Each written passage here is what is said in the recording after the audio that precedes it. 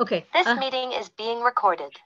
Welcome to the 15th session, consecutive session. That means we've been doing this for now 15 months, counting today's event here online. The Dando series has become the Recordando series here in 2022. And today's, the theme for tonight's event is Recordando mi lugar en el universo inmenso.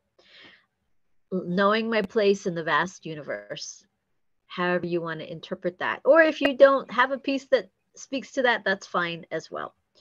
So Sherry, you want to take it away with your prose piece? I thought we were going to have a poetry sandwich. All right, you're the leader. What is the poetry sandwich like? Well, you have poetry, and then you have prose, and then you have poetry. Oh, okay. I'll start with one. I'll start with one. Poetry. I'll go ahead and start. This is called Dharma Pantum 3, and let me share the screen so you can actually see this with me, because it might be fun to watch. I mean, to read this along.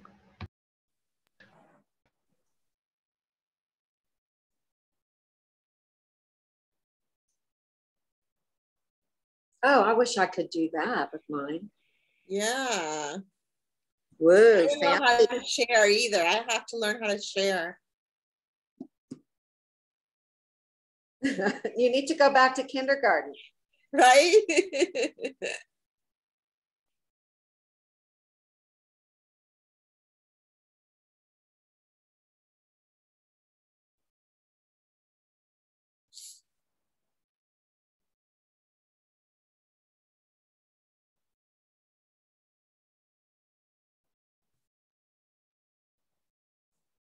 Oh, are we supposed to be reading? I'm not reading. I had just started because I saw that you were quiet. So I said, let me start reading it. Are you going to read it, Tammy?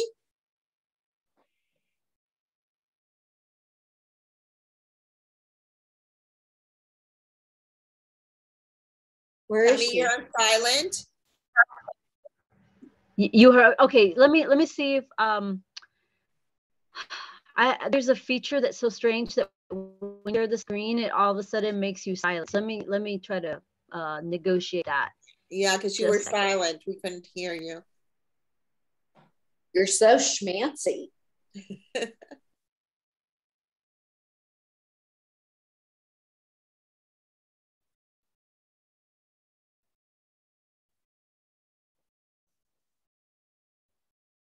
Okay, can you hear me? Yes, but it's not an echo. There's like delays. Right.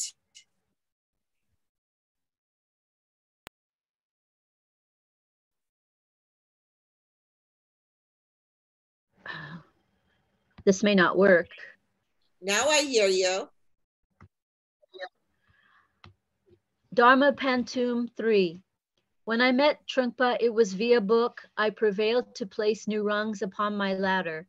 I picked fights with inner storms that shook my clinging ways that had merely made me sadder.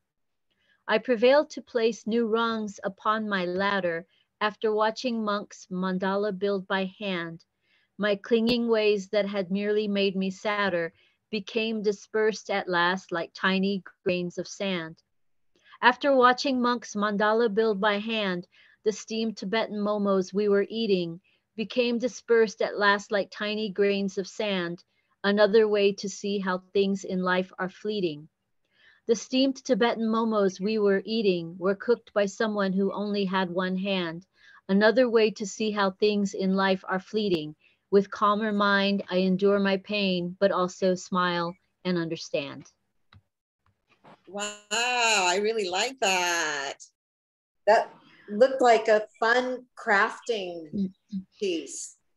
It's an interesting word challenge for sure. The pantum is a poetic form that it forces you're repeating lines but right interspersing them, and I can't remember the math of it, but you can Google Pantoum and it'll share the details of that with you. So that I felt like that piece ties in with feeling my place in the universe, which is humility and egolessness and letting go of the minor details, you know, the little issues in life that um, suck up too much time and worry us if we focus on them more than we should. And also to see ourselves in the larger scheme of things. So thank you for It was letting me great. share that. You Y'all know, were talking while I was reading, and I'm like, why are they talking? But it's because couldn't hear you. you We couldn't were hear like, me. "What's going Okay, on?" yeah, now I get it. I get it.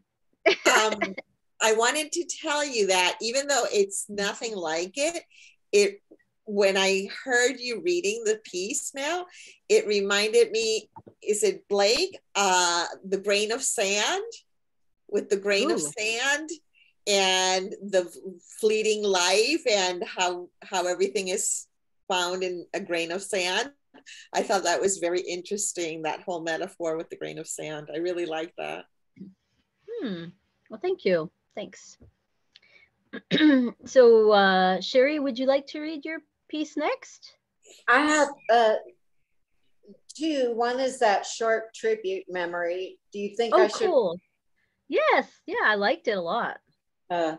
Okay. I have to get it up. Hold on. Yeah, if you Okay. want to preface it with some, you know, an intro, that's fine too. To It'll do that. be the same intro probably that I sent you by email. Okay, hold on.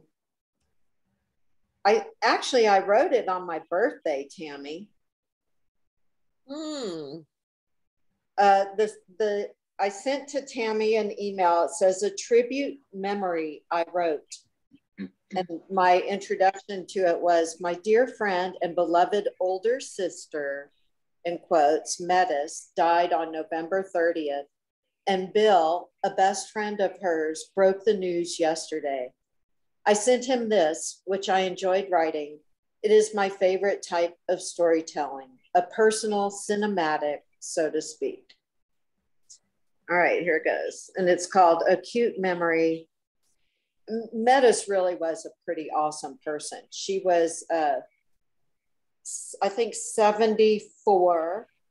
And she was extremely vibrant, extremely intelligent, extremely supportive of everybody. And she was an award-winning special ed educator. So that's the type of person Metis was. Anyway, okay. So, and Deborah is Deborah Hay in Austin, Texas, who I worked for long before this. This was,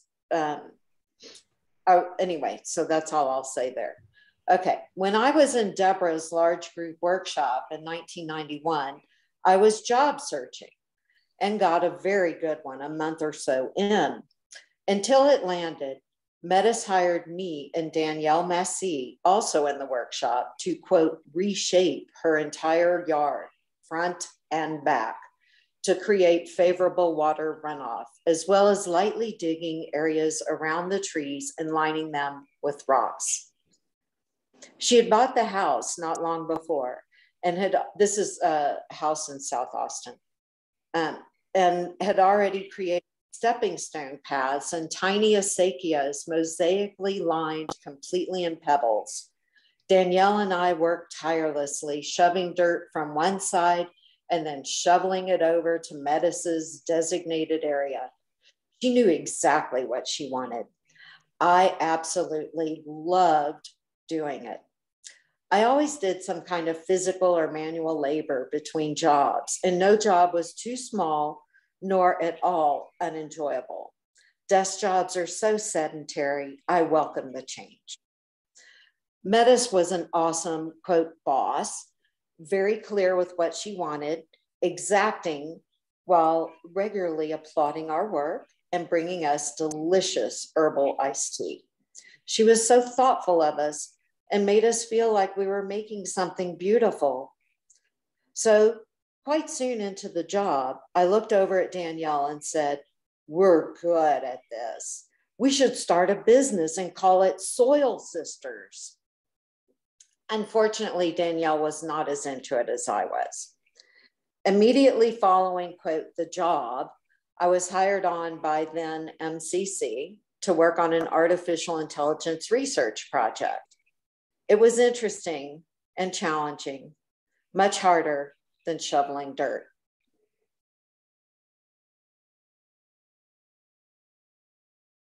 That's it. Wow, that was nice. It was really to share with Bill one of my favorite memories. I want to write some more. Now that I just turned 62, and I think one of the best things, a lot of us don't have children or didn't have children, or even if we did, I think there's so many people that know us a certain way, and I think I'm going to start doing this. Like if someone passes, like I'll do some more of Metas. Like, what's her name? Sylvia Cruz from last, she did a beautiful photograph, poetry of unbelievable descriptions of photographs. And so of a family memory. Yeah, it was very, very dense and detailed. So I think I'm going to just, kind of like you would at a memorial, dignity, whatever, but make it personal. And they're fun. They're fun to remember and fun to write down. Yeah, I really enjoyed that. Really enjoyed that. I love working with dirt. I think I responded that if I could make a living digging backyard fire pits for people, I would love doing that. And then finding the right stones to put around the edges of the fire pit, and helping them find bricks, and then actually lighting it with them the first time. And I just love that. Kamala, welcome. Good to see you. Hi. So we chatted for a long time, Kamala, so you've only missed one poem and most of Sherry's first prose piece. So we've basically just gotten started. Okay. Sherry, do you want to read another one now or come back later? What do you prefer? We have time because it's longer, but it's more suited to the topic. Do you want to come back later? If there's like time. around. Okay, yeah, there'll be time for sure.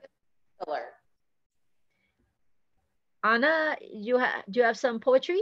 Sure, and I didn't know what the theme was, but since you said it, I think I have found one that you have not heard before.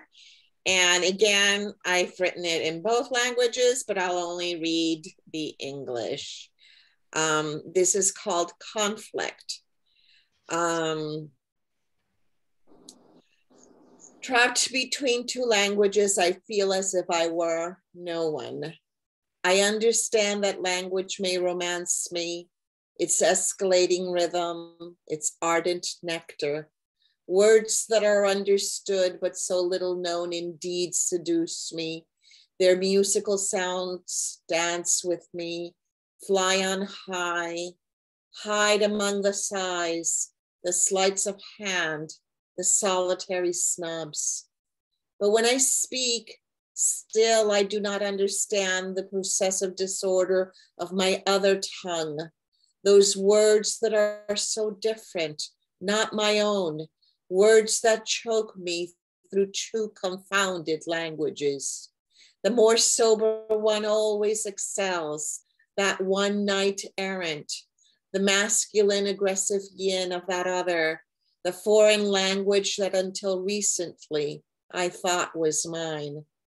But it is not, because with sweet lyrics, passionate, instinctual, the rhythm of the tongue is peerless, and my language is the mother where I was born. That's it. Wow. Thank you. Wow. Beautiful.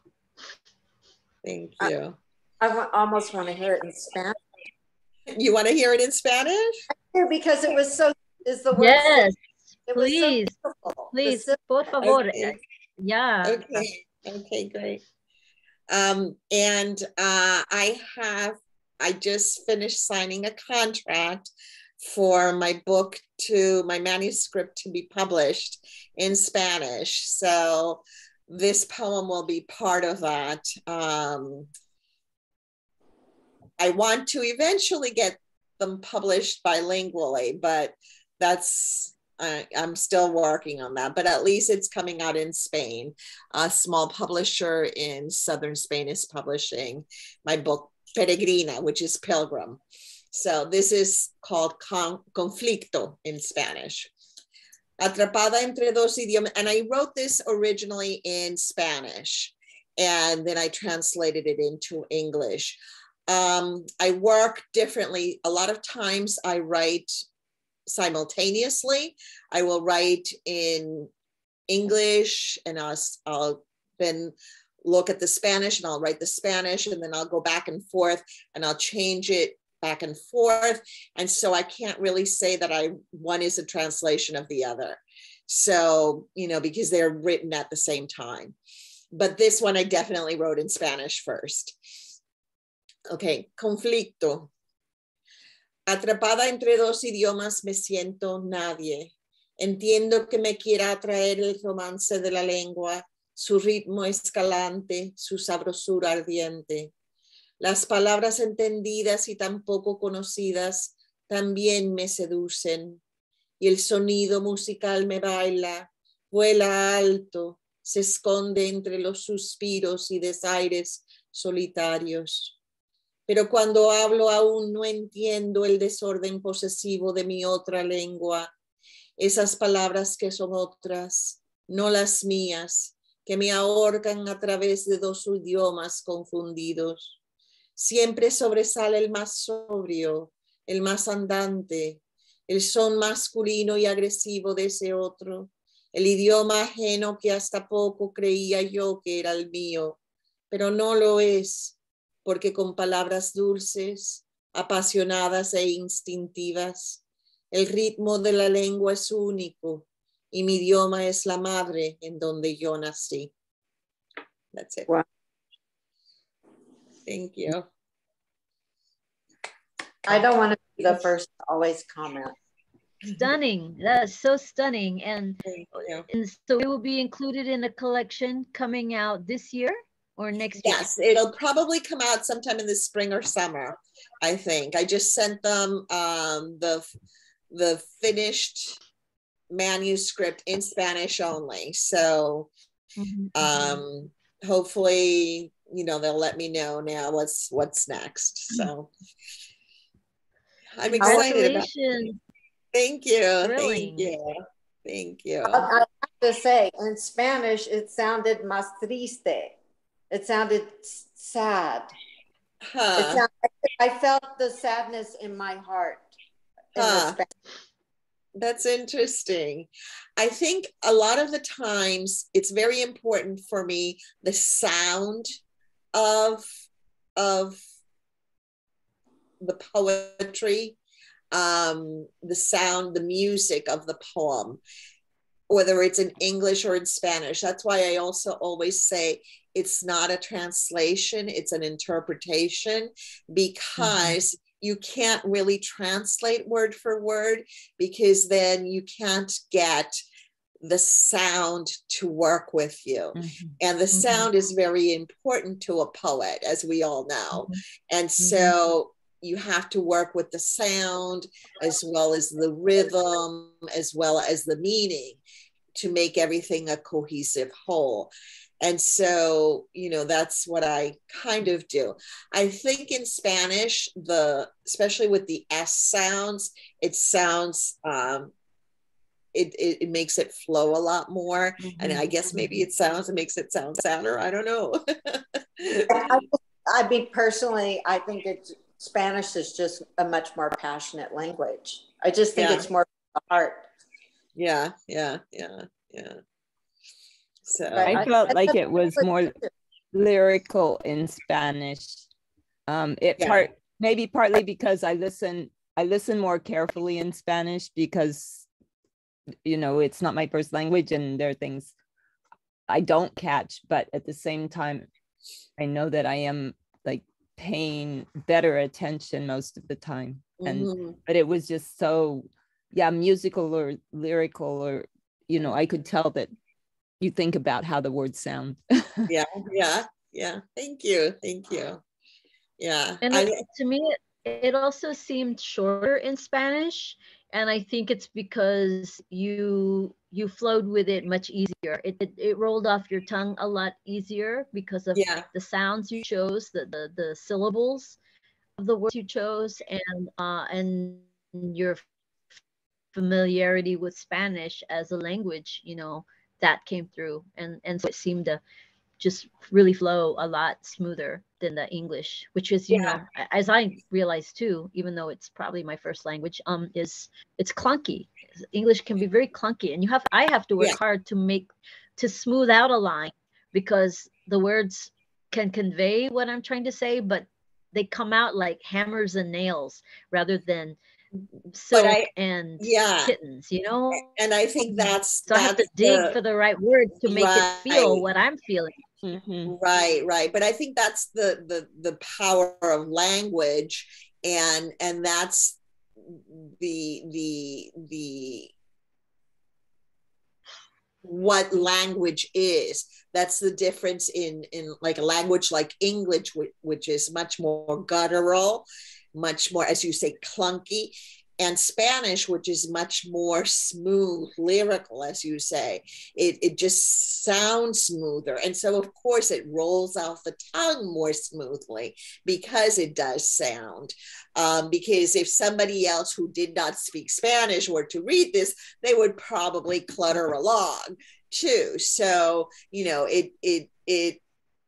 I think it's just the way that language flows, you know, different languages flow. Italian is also very, very passionate, very lyrical. French too. The Romance languages are that way, whereas the Germanic tongues are not. And so when we have poetry in English, in German, in these languages, there are, yes, sound is very important in rhythm, but there are also other things that make it poetry. That make it, you know, I don't know. I guess the difference, I guess, in the rhythm and the rhyme, you know, it's just different from one. I want to say something about your English version, which I was extremely impressed by. It was artfully chosen, the words, in the sense that what we're talking about, I felt like you overcame for me, you overcame the clunkiness by the English words you chose. There was a lot, I think I said sibilants. The S's came out more for me. Maybe that's because my first language and my primary language is English. I was, as you were reading, impressed at how the words were so perfect, and that the way they were going together for the sound. I thought you created the sound of what you were saying. And thank you. I thought that for me, the English had, you went above and beyond in creating it in a smooth, sibilant way. I think it's a word. Yeah, thank you. Thank you very much. It's interesting because when Andres read this one, my husband, he liked the English better than the Spanish. And what he told me is that although I was born in Cuba, and in Spanish is supposedly my mother tongue, I grew up speaking English. And this is the whole idea of conflict. And so English is basically my first language. And so he said it just seemed to him to make more sense for him, the English version, than the Spanish. He liked the Spanish, but he thought the English was really powerful. And so I thought that was very interesting of him to say that, because he knows me and he knows my background, whereas other people don't. And, you know, different people like different things. Some people like the Spanish, some people like the English. So I always think it's very interesting, you know, why they like one version rather than the other, or they don't have a preference, you know. The Spanish version could be a song to me. Thank you. Good. Thank you. Thank you. Yeah, it was, when I wrote this poem, well, it always reminds me of my father and my home. I wrote a series of poems right around this time of my growing up. I was born in Cuba and I left when I was very, very young. So I don't remember Cuba, and I've never been back. And that's been one of the things that I've always hated, that I feel like I have no home. I don't know Cuba. I'm not Cuban, and because I don't know it. And yet when I'm here in the US, I'm not American because I have too much other culture. And so sometimes, especially when I was growing up, I felt I didn't really fit in anywhere. And I didn't know, you know, the things with language. I didn't understand what was what. I didn't realize which language was mine. And this poem, I kind of tried to conceptualize that whole idea of language and what it meant to me, and what this whole process was. So I think, and I have a poem I just realized in my manuscript that I can share in a little while, that relates to this, you know, how even though we're brown skinned people, or we could say we're Latinx or Chicanx, that I'll speak for myself, feel like I'm in this contested zone, you know, where I even challenge my use of English and how I use English. And it's really a privilege that folks like you and I, Anna, being Latinx, but also having a vast English vocabulary, that we can refuse to use some English words or know that they don't serve us. But we know what they mean, we know how to say them, but they're not words we want to take on or take up or include in our work. And there's, you know, a political will in that, right? yeah. Or a sense of self, and you know, honoring a family. And so there are certain English words that don't resonate as well, or feel too bougie, or, you know, like the King's English, or whatever type of term you might want to use. So I live in that realm too, where I'm aware of the domineering way of English as it's spoken in the US in this century. And lately I've been listening to a lot of there's some hip hop that I'm really loving, and some work by African immigrant folks who are well, they're now bicultural, but they're also genderqueer. So they're challenging a lot of things as they become who they are in the US. And so these are young queer, bi, lesbian, trans people. And when I read the lyrics, they tend to, there's this use of English that I'm loving, and it feels like they're softening the words, and because they're truncating a lot, they're leaving off the ing, you know. Mhm. And we know that's pretty common in hip hop vernacular, but in particular this one, I think the person's Nigerian. The way they use English, it feels like it doesn't feel like a white person's American English. It feels like a different immigrant's type of English, a recent immigrant's English. Yeah. And I love it. And I love that they're sharing work and getting recording, you know, the recordings are being disseminated, and they're getting lots of hits on YouTube and that kind of thing. So I feel like the language is changing and growing, and we're softening it, we're queering it, we're animating it in a way that it's definitely shaking off the last vestiges of the British influence, on how, we speak it or use That's it. very interesting. One of the things with the book I'm publishing too, which is also a very interesting thing with language and with the masculine, feminine thing. And this goes back to Spanish and the Romance languages. You have gender in language, whereas in English you really don't. So in English, the title of the book would be Pilgrim, yet in Spanish, it's Peregrino or Peregrina. And I was going back and forth. And at first I had both words. And then I said, damn it, this book is not about peregrinos. It's mostly about women immigrants, because that's mostly what I see. And so, and then I'm a woman, and, and when I speak about things like this conflict, it's from a woman's point of view. And then I finally said, I'm changing it and I'm just making it peregrina. And that was a very conscious decision, even though in English, there's no sexuality to the word pilgrim. And so, that's kind of, going with that. And then when I was writing my biography and stuff about the poetry, I was like trying to figure out, wait, how do I say this? Because I want to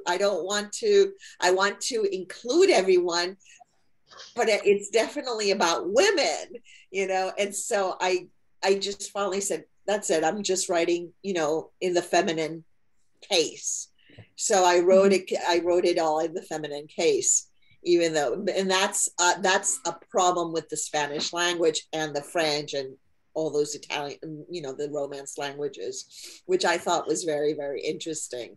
And I think some writers have tried to tackle that by writing, like, just like we have Latinx and we put the X. Well, they do that in Spanish, and they get rid of the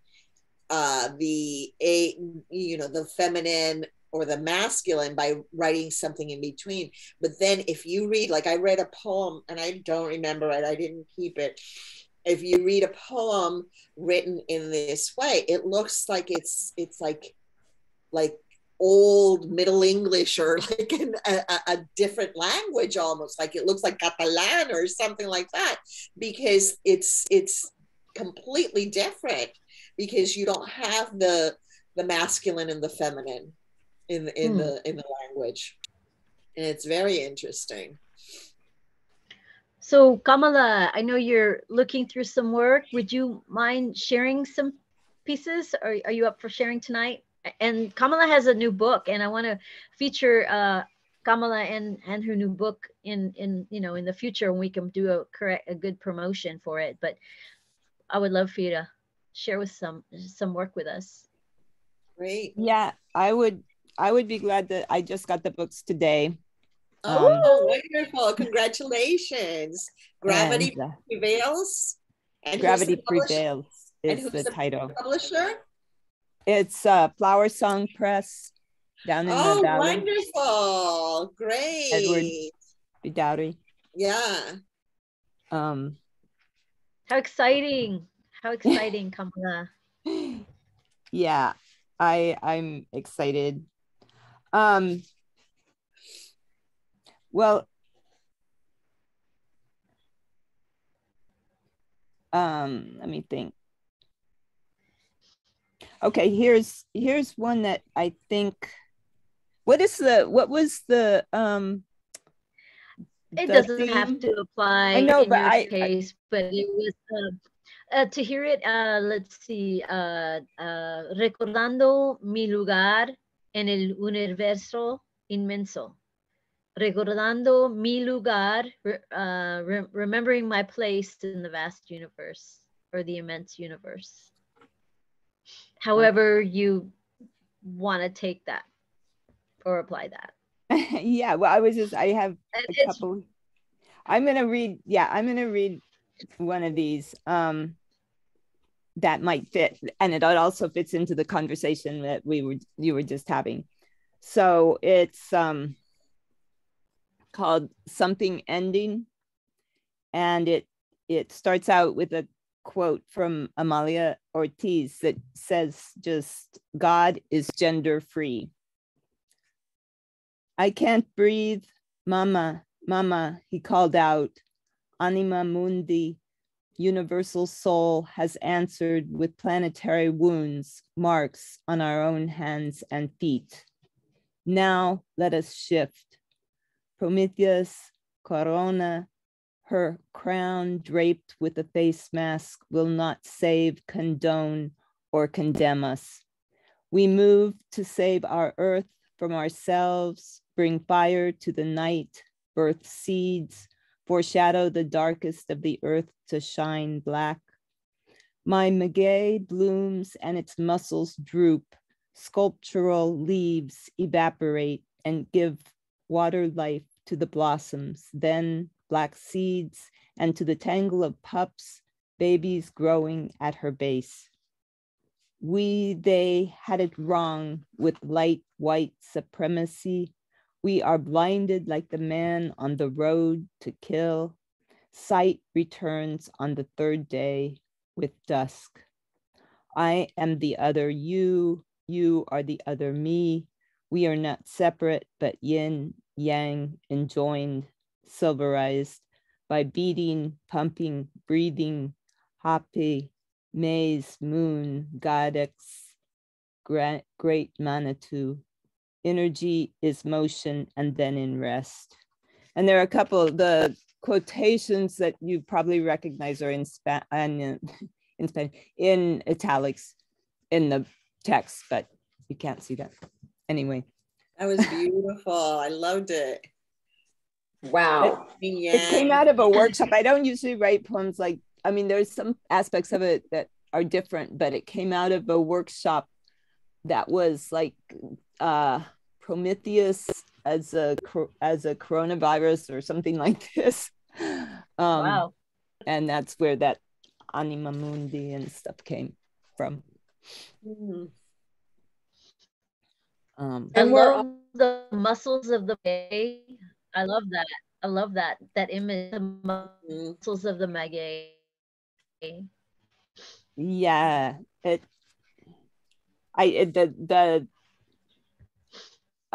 was just at the beginning of the well, sort of April, I suppose, of 2020 that the maguey started shooting up its spike, which then the blossom, once it blossoms, you know, it dies and the muscles, right. What had been these beautiful leaves just wilt away, but it's still standing. It's amazingly, it's dried out, but it's not, it didn't even blow down in the wind today, and I lost a branch on my pecan tree. Oh boy. Yeah. Yeah, it was very windy up here too, Kamala. It's really cold and windy. Is it? Are you in San Antonio? Yeah. Yeah. The weather it keeps going up and down, and 80 degrees one day and 30 something the next. Yeah. I will read one other. I was thinking about if there's time. Please. And it's from the actually my books arrived just as I was pulling out of the driveway today, on my way to a protest event in Breckenridge Park, which I don't know if folks have been to San Antonio, but it's one of our sort of downtown, just south of downtown, I guess, parks that people go to and camp out at Easter and stuff like that. It's very important to the Chicanx community, and others, the East Side too. And but they have a conservancy that is always trying to do crazy things to the park. And the latest couple things that they want to do, one is to build a giant event center in this amphitheater that is called the Sunken Gardens. It has like 400 people now, and they want to make it 7,000 or something like that. And so the autonomous brown berets had a protest, and a lot of people have been talking about it, but these folks just said, you know, we've got to get out and let people know. And then the other thing that has been happening is that they want to cut down these legacy oak trees that together, the friend of mine figured it up, and it was like 1,700 years of life in these trees. Several of them are over 100 years old, and they're behind a stone wall, which is also quite old, and so is falling down. And they have this mistaken idea that the wall is falling because of the trees or something. But in repairing the wall, they want to take out these trees. And the other thing is that they're trying to get and this sounds insane to even say it, but they want the migratory water birds out of San Antonio parks, and particularly anything that might roost, you know, in more than one couple. And so anyway, that's where I was headed when I got my book. And so I just put the books in the car and went. And the poem that I'm going to read, if I can find it now, I should be familiar with this, but I'm not familiar with, here we go. Nope. I'm not familiar with it in paper. In paper, yeah, exactly. I'm used to looking at it. Feeling, yeah. I know the order, but I don't quite know where it's going to be here. Oh, come on. It can't be missing. Come on. Here we go. Can you take your time finding it? Because I need to find my power cord. I need to plug in my laptop. So don't start reading till I come back. Okay. Okay. Let me know when you come back. Talk about yourself. I will say, well, the other thing, I'll tell you about the cover of this book, because that's whoops, I just lost it again. Let me find it.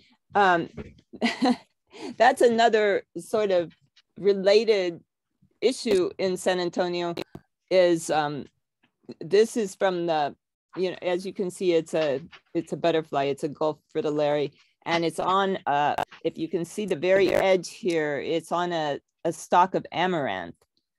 I don't know if how much you know about amaranth, but it is an ancient seed, grain type seed, but really seed, but used as a grain around the world. But particularly in the Americas, it was here before, you know, pre-Columbian and all that, and sort of a foundation of civilizations, particularly Maya and Aztec, from what I've read, but I'm sure others too. But anyway, when the Spanish came, they realized how important it was, and they actually even cut off people's hands. They made it illegal to grow it, and cut. One of the things they did was cut people's hands off. But it's a very strong plant, and it comes back. Well, I got this lot just down from my house that I actually purchased about a little over a year ago now.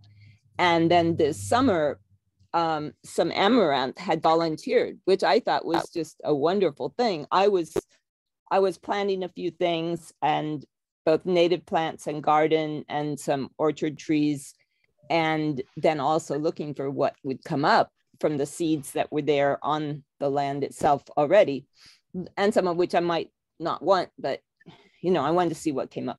So anyway, the amaranth and the sunflowers were tall and beautiful, but we have a 12-inch rule rule that the height of things can be cut.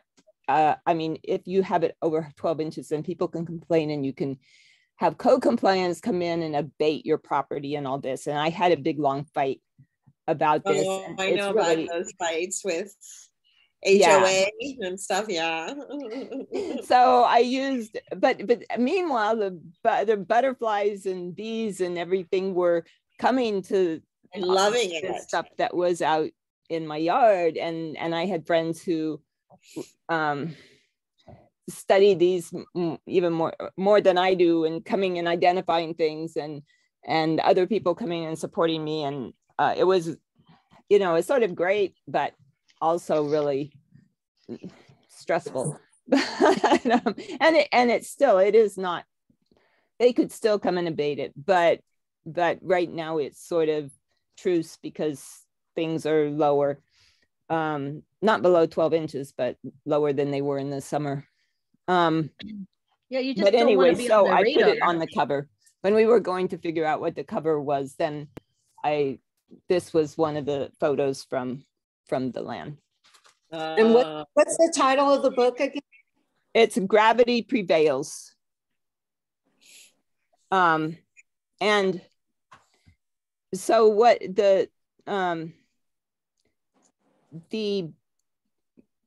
so this park that I was talking about that I was at today is near downtown. I'm on the west side, and about 6 blocks from my house is this, well, used to be well, there's a park there with what we call a lake. In Texas, it's funny because in Texas, lakes are smaller than they are like where I grew up in Kansas, and a lake is like a big thing. Like this would be a pond there. But anyway, and usually things in Texas are bigger, but in this case, the lakes, they're smaller. So it's Elmendorf Lake Park, and there's a little island in the lake that has been a colony of herons and egrets and cormorants and for years, like probably at 50 years from what neighbors say and all of this. And the city also decided early on that they wanted to get the birds off the bird island, and there were all sorts of reasons. It's not too far. Well, it's about I'd say 8 miles from the closest Air Force base. And they were saying that the birds were flying over because on the other side there's a garbage place, and they were flying over. Some of them, the cattle egrets, were supposedly flying over and endangering the planes. And but I think that was a way to poor plane. Those poor planes. Yeah, well, it is. I mean, birds can bring down planes. And there's been, I think, one example of a cattle egret. Military planes kill people and drop bombs. Oh my God. I know, exactly. Yeah, those poor defenseless planes, they kill people. Oh, and birds. And birds. Yeah, and birds. Yeah. But anyway, that was the story there. And they did come in and but what I'm reading is actually the first poem when we discovered that once the birds are nesting and have eggs in the nest, they can't harass them and try to get them off the nest. And so I knew from having spent time in that park, especially around the time, this was in February, 2019, that some of the great egrets were about to nest. And I saw one that I was pretty sure was sitting on eggs. And so I turned in the photo, and they went out and checked one morning. I got word it was going to happen. And they were already with their pyrotechnics and their things. They were going to cut down more of the habitat of the trees and stuff. But they found 3 eggs. And so it got delayed. but it just got delayed until from February till like December. But this poem I wrote, I guess, in the, no, this I did write about the time that they were already then coming in and doing the destruction of it. And I have a couple more that tell the story further, but I'm going to read this one, one of the early ones. And it's called Ardiate Anthem, which is the family of birds that are on the, and it also starts with a quote from a song that I think you'll recognize. We shall not be moved. I am Bird Island, place of white herons, Atzlan. I am earth formed of cast off remnants of well-lived lives, crumbling stone and crushed bone, decomposed before Our Lady's lake waters engulfed my soils to form shores. I am Bird Island, place of great egrets and hinga, Atzlan. Samia sprouted in my soils, fleshy petals, topped forbs with color, slender leafed sedges and rushes greened, pulsing organs gave birth to fauna. Pollen-fed insects on wildflowers grace my floor, small birds and fruit eaters in understory, and Ardiate family birds begin to roost in branches of cypress, huisache, willow, mesquite. I am Bird Island, place of many egrets, Atzlan. People passed through these rich lands, gathered near arroyos and now parched springs that sustain the waterways that surround me. Later, people bought and sold the Colson Tract. Elmendorf Lake grew, fed by streams. Neighborhoods formed.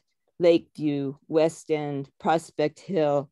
People joined the cyclical comings and goings at the park. They named me after the birds. I am Bird Island, place of cormorants, egrets, and herons, Atzlan. Great egrets were always here, as were snowy. Cattle egrets came later, journeyed from Africa. Decades passed, secrets disclosed, now forgotten. Police took their breaks on my shores, gathered to drink beers donated by once prolific mom and pop tienditas. Nationwide, with the great egrets barely survived the feathermongers. After their comeback, though, they became an emblem of revival, Audubon's mascot. Egrets dance and prance for each other, bringing offerings of sticks for nest building. At night, they trill lullabies that fade into guttural, soothing sleep sounds. But the sanitizers came over to sweep clean the neighborhood, the joggers, the house flippers, the hentificators who disliked the egrets, disdained the brokenhearted, decided to displace generations of people and birds. Send them to Mitchell Lake, someone said. The idea was born on the wake of cannons and pyrotechnics.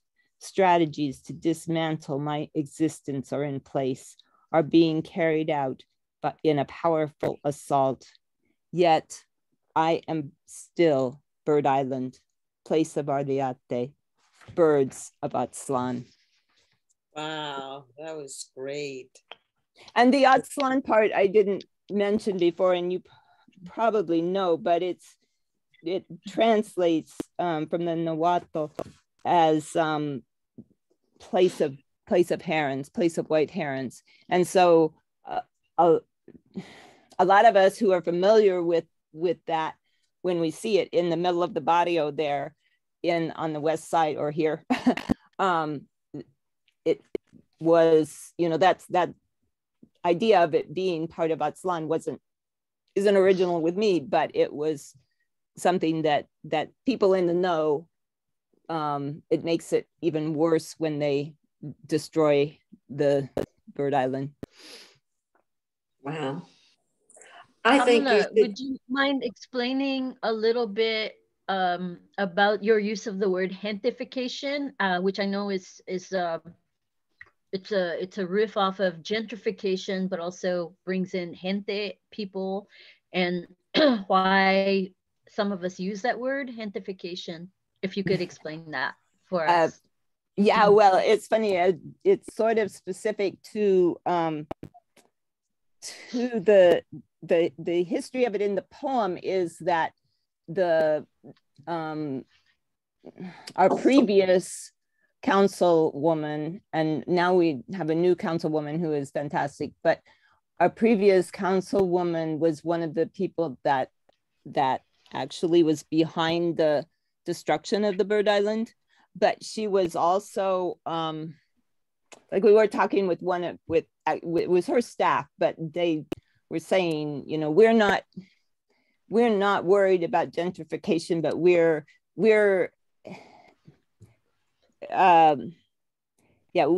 what we want is gentification because we don't have enough people in this district and blah blah blah, and so I sort of turned it around against them because in the poem, because I mean nobody, well, I guess again people that are familiar with the situation may connect that word with her, and it, you know, it doesn't have to, you don't have to know that detail, but that is probably why that word came in to me, and I think some people may have a more positive reading of it, but for me, because of the way it was being used, it is. Yeah, you probably, what is your take on the word itself as opposed to this particular well, this is how I've heard it used when I first came across it maybe 2 years ago, that it was quite specific, and it was applied to like the Bay Area, I think, and maybe LA. I think it to my knowledge, it seems to have originated out of California. Gentified or gentification is gentrification that's innocently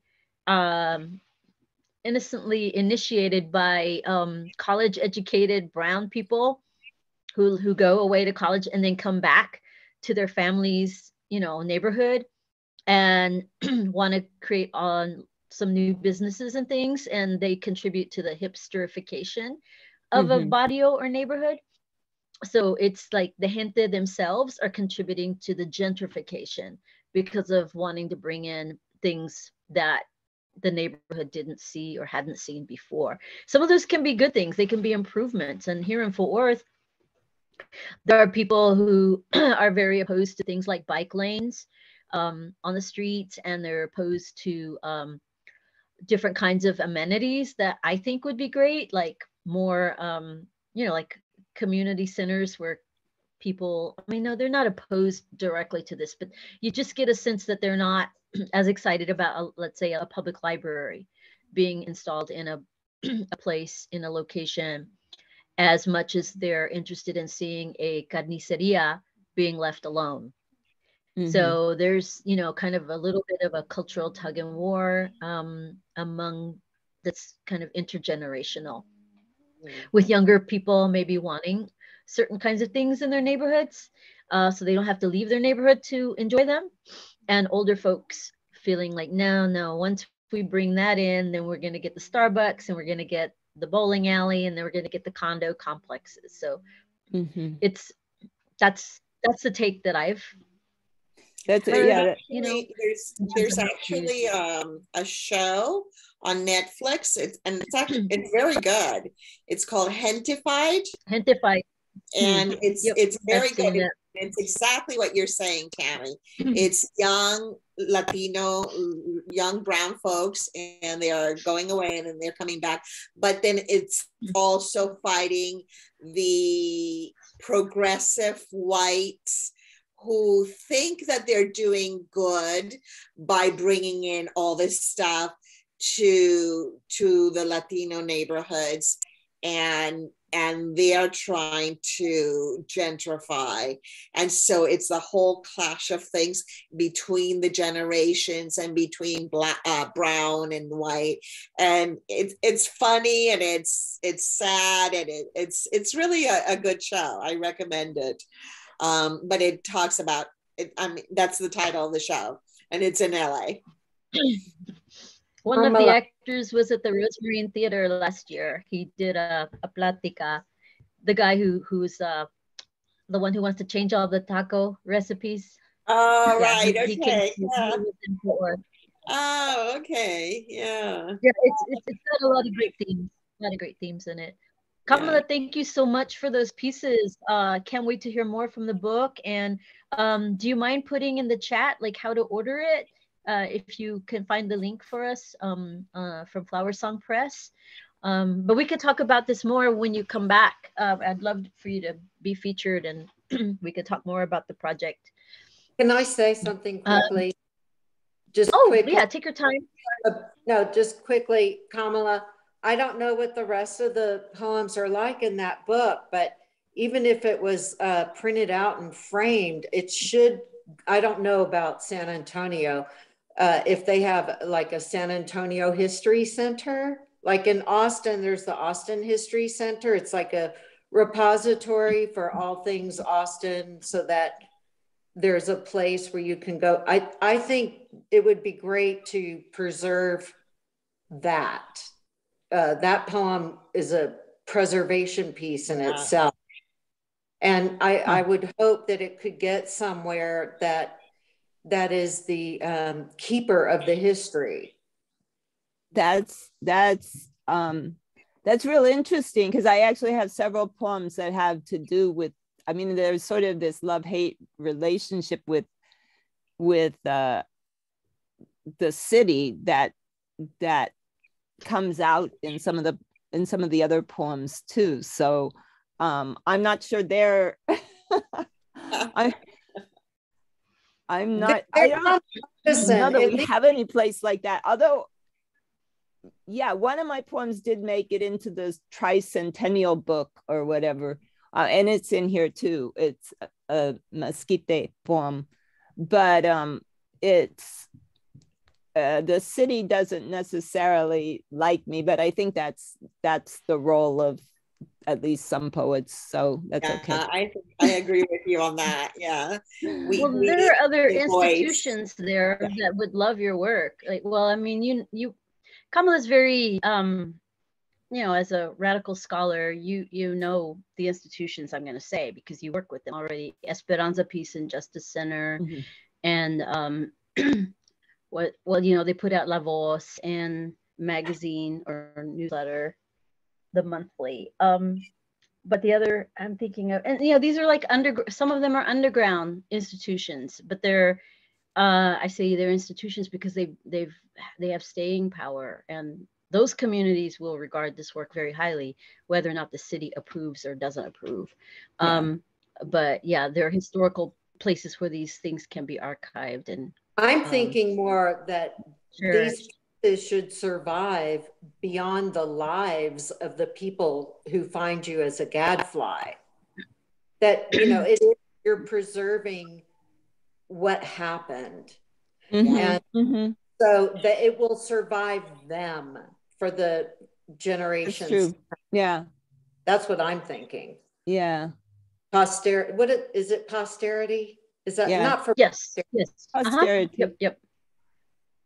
And I think one thing that just by happenstance happened today, and I'm going to continue doing it, is I gave, one of my students was leading this protest or involved with it, and I gave a copy to her, and then afterwards we were talking near where these trees are being shut down, and so I ended up giving a copy to the Brown Beret group, sort of saying pass it around, and then I went to a Black cultural market that happens a couple times a month that I really like to go to, and I like the people there I've gotten to know, and so I gave them a copy and said pass it around, and And so that's sort of the way. I'm not, I mean, yeah, we'll send out review copies and stuff too, but I'm not always, I'm not sure I'm a poet's poet for the most part.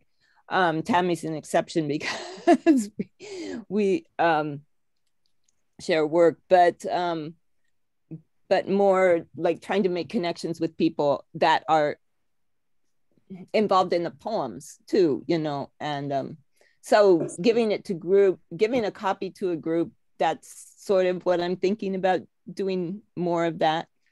Which also, it doesn't necessarily preserve it in the way that you're talking about, but it does in terms of maybe almost more of a oral tradition kind of thing, people passing it down. But I like that idea of it going into archives somewhere. Excuse me. Well, that's how it becomes mainstream. There are two things I'm thinking. And one of them I've done already. And there's a poem I wrote called Eulogy to a Flag, or Eulogy for a Flag. And I've decided that that poem doesn't ever need to be bought or sold. And I've given away printed copies of that poem to at least 300 people so far.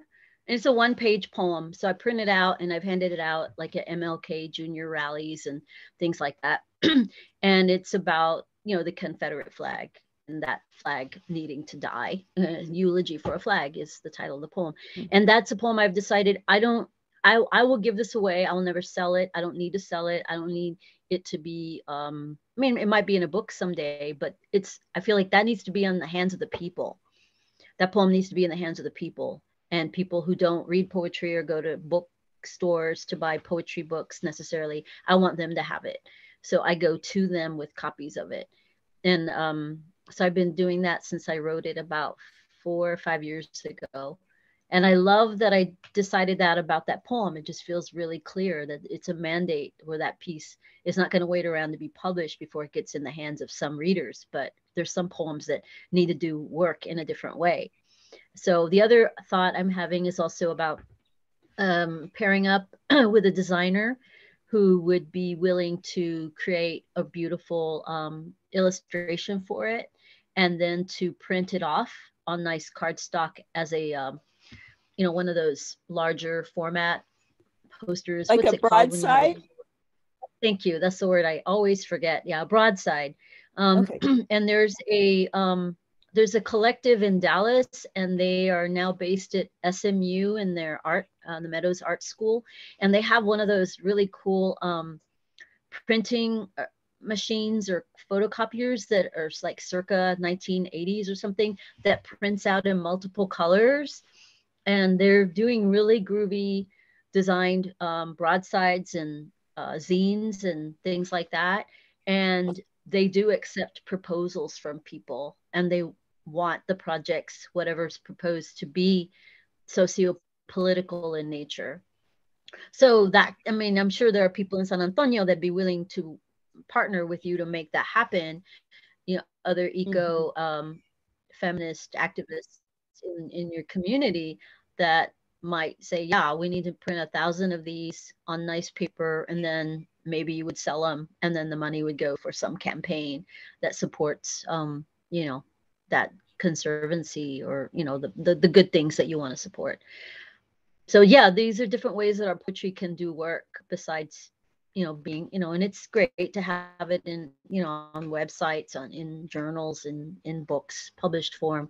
But sometimes there are, and you feel it, the poet feels the call. When you feel it, you honor it. I think for the poem, for a specific poem to do a different kind of work, you know. So yeah. And also have another idea, but I'll share with Kamala, I'll share it with you via email. I don't want to take up too much time. But yeah, who wants to read one more? I have one more I really want to share because I'd love feedback on it. But anybody else, Miss Sherry or Ana Maria? You go first, and then I'll read after. I'll read after you do. That way we'll go. Okay, now I've got to find it. I'm scrolling and scrolling and scrolling. Oh, here it is. Okay.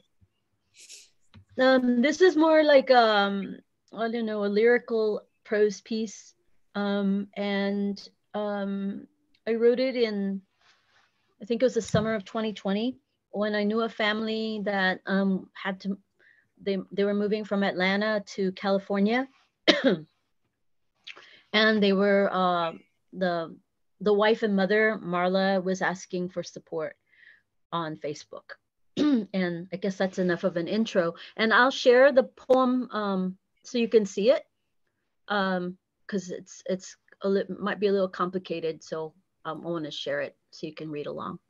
And hopefully this will work, because before I was having problems being heard. We'll see if it works.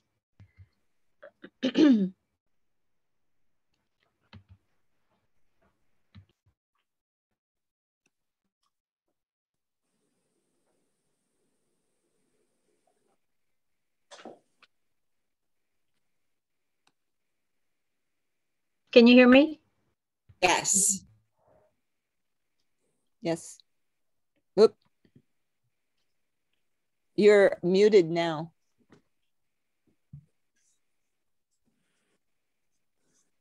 Cannot hear you. Oops. I don't think I'll be able to share the screen, because it's a funky new Zoom feature where it turns your sound off if you're trying to share the screen. I don't know why. Oops. Anyway, I'll just have to read it to you. So it's like two stories that are interwoven, and and both are true. The earlier story happened in the 80s to me, and the later story happened in 2020 with the family. Family crisscrosses a tinderbox for Marla, Teolia, and Willpower. White coach Josephine got me clear from one end of the Olympic-sized swimming pool to the other before the end of the semester. 81 years old, skin shriveled before soaking, and still my life depended on her. She followed me with a long metal pole so I could indeed trust myself to accomplish this. Travel by car from ATL to California? Piece of cake. Except it's pandemic, #BLM, lockdown, curfew 2020. Year of cranked up fans, highest setting, and the shit of every shape and origin is hitting them. And Maria, your family is Blaxican. You ask for intercessions and lit velas as you embark, as the nation smolders and tempers flare. Stay in the car, stay locked in, not far. Wait, you need gas. There's food to buy, drinks and restroom breaks. Travel risks. Look how I forgot to break this down, to interrupt the blasé focus of the ego. Before I accepted the advice and began to see this challenge the way you see it, telling me how I can safely land. But I finally trusted you, Josephine, and took a deep breath to get started across the pool.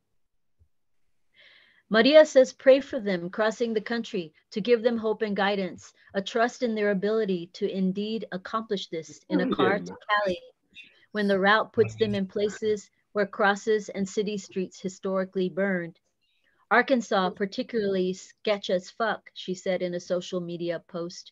Our comments told you where to stay put, suggested hotels that were safe, or from where to be fleeing fast. When the old white woman stood in her dripping one piece, I knew I needed her voice and coaching to guide me, my first time end to end, my first one-lap swim. She had a long pole suspended over my head, and just reach up and touch or grab it, is what she said. And that was comforting, a simple but helpful thing. So many voices and comments chiming in, wishing you well, Maria. You zigzag across the map like the fissures that crack a windshield when the first stone has been thrown. Yes, sadly, this is the year when no one minds throwing the first stone, throwing out the Bible verse rationalizations. They throw insults, threats, epithets, refusing masks, fixing death stares in our direction. White supremacists feeling frisky at the HEB, so don't look sideways at them. They barely need a reason to release their rage, triggered for a fight or a shout match of bullets. That's right, open carry is a legal thing now. Oh boy. Just breathe and relax. You know the route, I thought to myself as I swam. The steps are simple. Just put them together to get from one end to the other. Reach up and grab for your lifeline. There's someone above who won't let you sink. I'd broken so many rules in my rebellious days, cracking windshields with splitting lines that move every which way, inventing a vocabulary for my untried path. But today in the pool, this is not the time to stray from the proven and the studied. One does not improvise underwater breathing or frolic with the unknown when you're clearly out of your depth. Even Rebecca Solnit tells us, look here, protesters on the street, the cops have or show no mercy, no. They are showing their true colors, like the gangsters many of us have known them to be. They misted a little girl's eyes with pepper spray at a protest tonight, so don't test them. They'll call your bluff, itching for a reason to brandish their tax-funded weaponry. Maria and her family keep to the safest route, black white knuckling at the steering wheel to avoid the racist towns, the stares of passing locals on the road, trying to gas up and get meals before municipal curfews was dicey after nightfall, never knowing for sure when they might be in a sundown town. Hard to predict where the next stone will fall, who will be dying, insulted, who will be disparaged, threatened, who will get sick, not survive. Swimmers and drivers moving uncertainly from point A to point B hopscotch the map to avoid the turbulent waters and troubling snags. Like I said, we are splayed like cracks across the windshield, across the map of the US, ejected from trepidation and hesitance, now in do or die conditions, sobered in the effort. You're trying to make it to your new home, Maria, asking for prayer, asking for relief, while hundreds of us followed your every move as you chronicled a heavy map, charted with angst and rebel yells, popo sandwiching protesters with rubber bullets and heavy military hardware. After Arkansas and Oklahoma, strongholds of white terror, there's a beeline rush to get to New Mexico and Arizona, keeping the angst behind clenched lips so the children keep cool. You see the riot police in Albuquerque. You hear the screams of protests in the streets. You try to evade the bubbling edge of violence and the troubling thrust of COVID, invisible but prevalent as you zigzag across the map like the fissures that crack a windshield after the first stone is thrown. Midway across the pool, I come to a stop, not because I panic, but because I want to see the pole, see my octogenarian swimming coach holding space for me. She is there. She never abandoned me. And I resume my strokes to the opposite side, cheerful and buoyed. You make it to your new home, Maria, and the flood of comments on your post shows that we share your relief, as we also had held our breath, as we kept vigil for your safe passage in 21st century America from one end of a pandemic-drenched tumult to the other. Safe landing for all. Yeah. That was really nice. I like the juxtaposition between the first story and this last, and then how you brought it back together. It was very nice. Thank you. The structure of it reminded me, first of all, I was shocked that I knew which was which experience as you went along. And it's, you know, those old chairs that will have kind of plaited leather, like woven thick bands of leather. That's what it reminded me of. That it was, I could see one go under and one come up, and they just kept going and being, I think you used the word when you introduced it, interwoven. But I was really, as I was listening, I was like, I cannot believe I can follow this and know which story was which. So that was very clear. Thank you. Oh, thanks. The reason I wanted to share it was because I put one story in boldface and the other is not in boldface. So when you're reading it on the page, you can tell when it's telling, you know, which story it's telling. So I decided if I was only going to read it to y'all tonight that I would slow down. So I read slow deliberately. And I'm happy to hear that it wasn't that confusing. That's important. That's what I wanted to find out. If it was confusing to people, if it didn't work, trying to blend two stories. Also, the fact that the woman who taught me how to swim was an 81-year-old white woman. Yeah. And I trusted her, and that was a breakthrough for me as a teenager from Fort Worth, Texas, who didn't know how to swim and was scared around water, I love the image of your stopping in the middle of the pool and looking up at the pool. Yeah. Is that published somewhere? No, it's not. It's I just put the finishing touches on it last weekend, and it's a manuscript it's part of a manuscript it's moving. It's on a conveyor belt right now. But no, it hasn't been published. You're the first to hear it. Y'all are the first to hear it. Wow, you're privileged. I'm glad you say that. It was really nice. Very, very good. I can't wait to share it with Maria and her partner. He is a hip hop theater maker, so he gets the gigs and assignments. So when he gets the better job, the whole family goes, and their children were teenagers when I wrote it. They were like 14 and 15, and it was very scary because this is when it was like May of 2020, so COVID was happening. We had no vaccination, or we were trying to figure out the protocols. Curfews were happening. So imagine being on a cross-country drive with all your belongings, well, some of your belongings, and you're Black, Mexican, because they're mixed ethnic family, multi-ethnic family, and they're going through the Deep South. And when they would get to a town, they didn't know if they were violating curfew or not, and also would people mistreat them or not.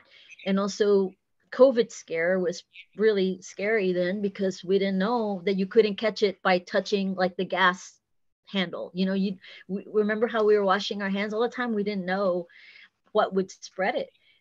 So they were traveling in the middle of all of that. And so Maria, she was posting on Facebook, like every move, like I could almost follow it with a, imaginary US map in my mind.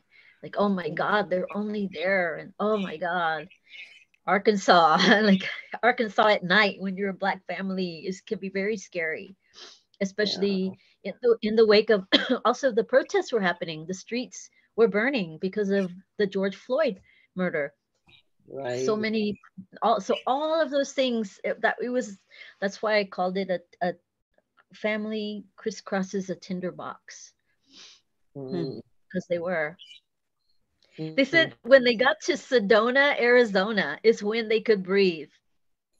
Sedona, Arizona, which I don't know how you think of Sedona, but it's like New Age capital of the US practically.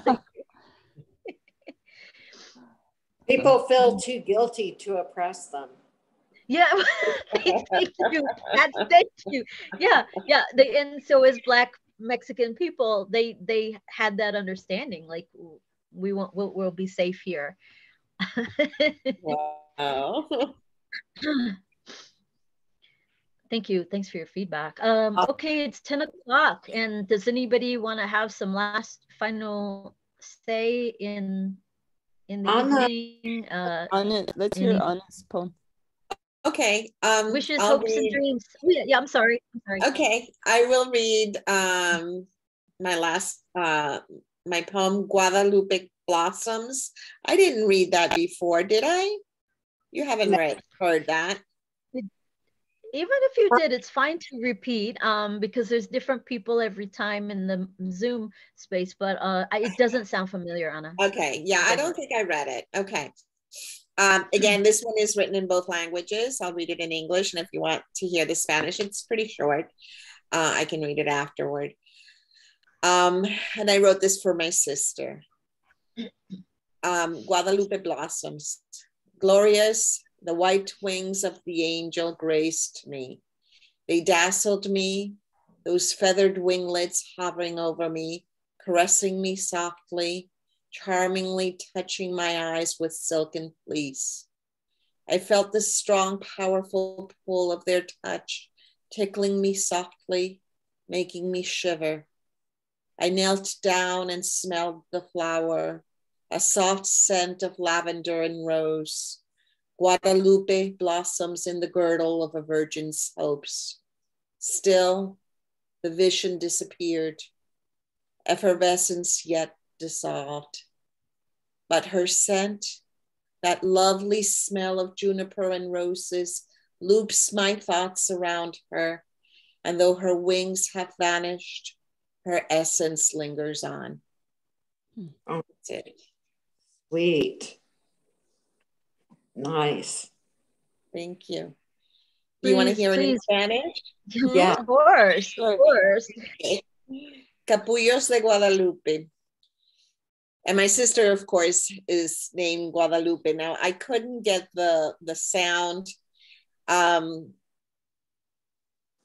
in the English. I had loops my thoughts around her. I always called her Loops, but it's L-U-P-I, loopy, L-U-P-S. And so I thought that was really good, but I couldn't get that sound in Spanish.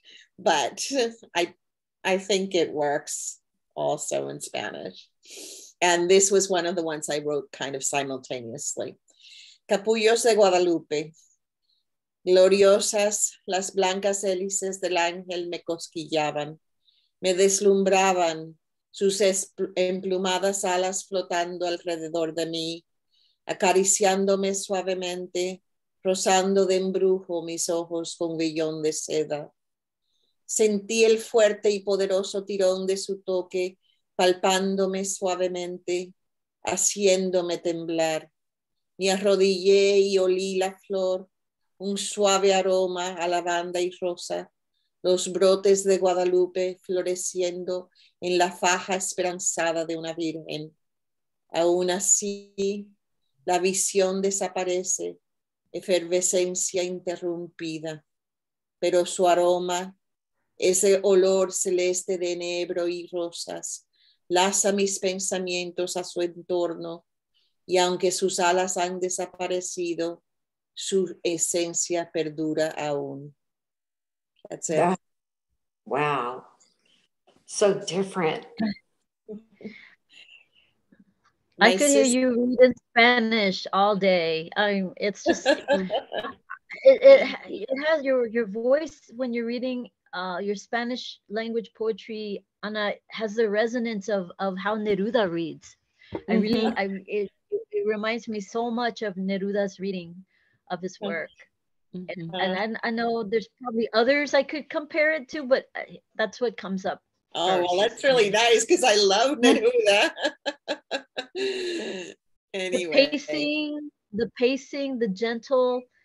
I don't know. I'm watching your mouth too, and I'm thinking maybe when we speak English we're pushing, but when you just now when you did this reading in Spanish, it just almost felt like either you're not pushing. It's like the words are just flowing out, and they're almost pulsing back into your mouth. So there's something. It's a really different, visceral thing to see, to witness you reading. From the English, it's different. Yeah, and it's soothing. It's very soothing. Yeah. What I heard is, for me, at first I was thinking it was like a prayer, praying, the verb praying. But then when I was just now, I was thinking, no, it was incantation.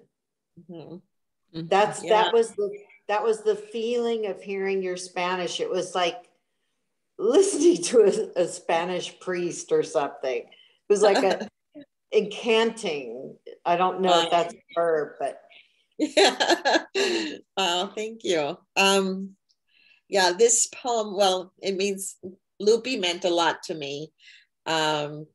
She was very young. She died, and I was well, she's still part of me. She's always with me. She was my best friend. And I wanted to remember her, but I wanted to remember the good things about her. And I think incantation is a really, I wanted to, revere that feeling I had when I was with her, that vision that, she made me feel that she's always there with me. So. Did you say that you were older than her? Yes. Yeah. Lupe died very young. So it was sad.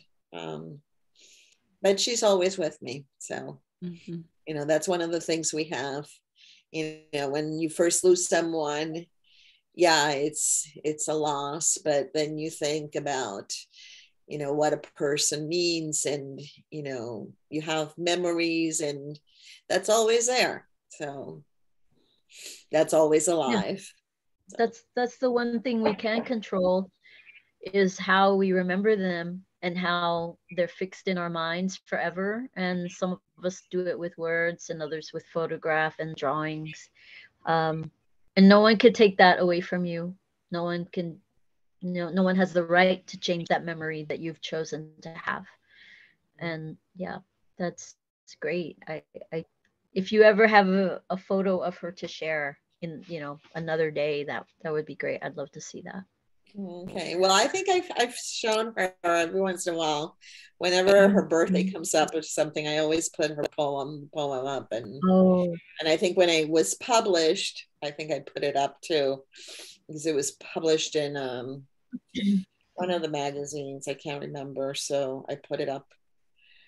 But always when her birthday comes up, I put the poem up. So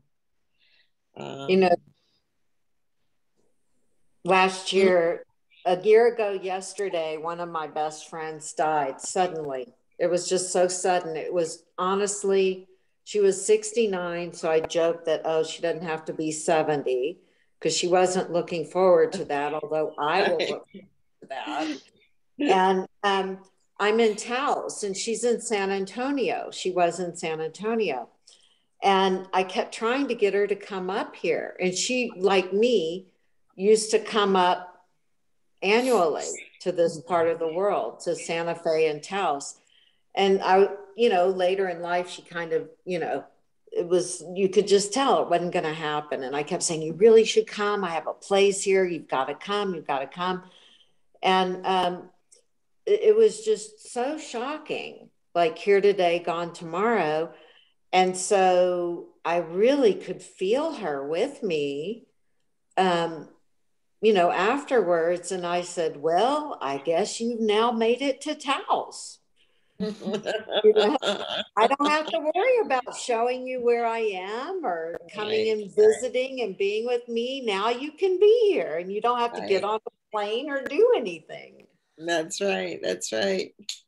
So, and then you have to write a memory for her, like you did for your other. I do. I try. I really love getting older. I do. I just turned 62 a couple of days ago, and it's just so appalling to me to be with people, especially older women, talk about how bad it is. Like over Christmas dinner, there were two women in their 70s, like complaining. And I just went, la, la, la, la, la, la, la, because to me, it's like, okay, yeah, the body breaking down, that's not so fun. And now I'm kind of at 62. It's, when people die, it's such a milestone in your life, no matter what your age is. But as we get older, I would have to say, you lose more people. Yeah. And so it's shocking. So yes, thank you. That one's a little bit hard for me. Yeah. Yeah. But I should. Yeah. Yeah. It took me a long time to write this poem. It took me a long time to write it, and it took me a long time to read it. So, but I finally I finally realized that I needed to show the joy that she brings. So beautiful. And sharing her is keeping her alive, not just for yourself, but for everyone that hears the poem. So yeah, that's beautiful. That's true. That's true. Thank you. Yeah.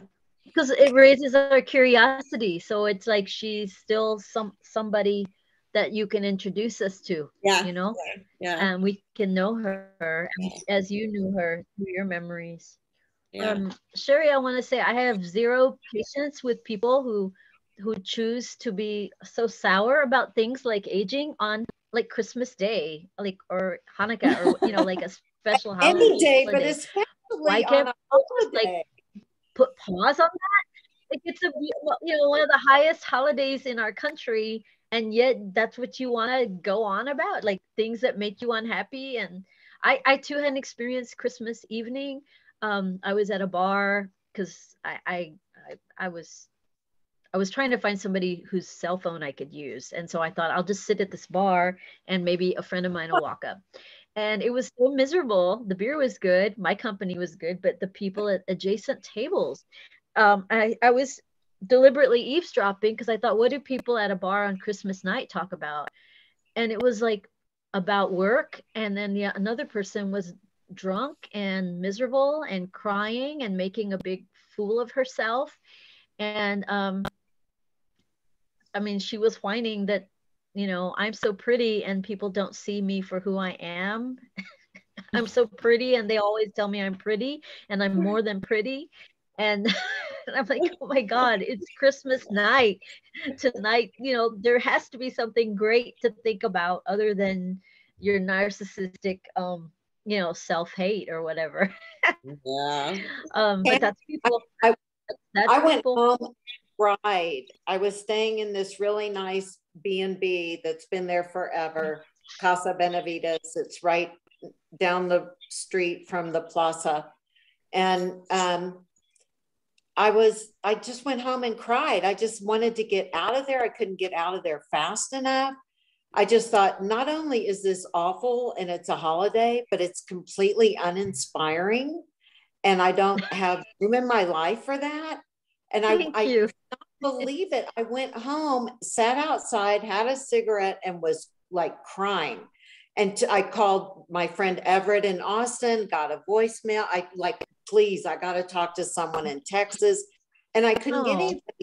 And so I thought, I love this land in New Mexico so much, but it would be so much better if it was a bunch of Texans here.